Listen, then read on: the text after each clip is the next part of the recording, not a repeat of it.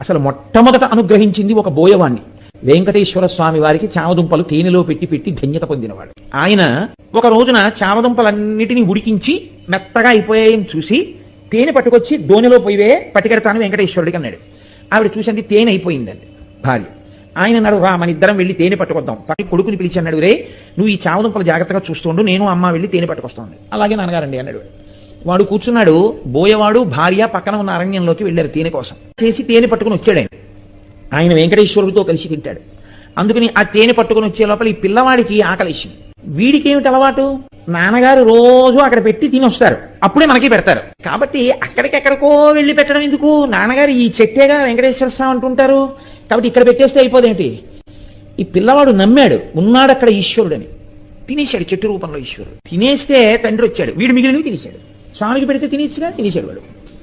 తండ్రి వచ్చాడు, ఏవిరా చామదుంపలు అన్నాడు.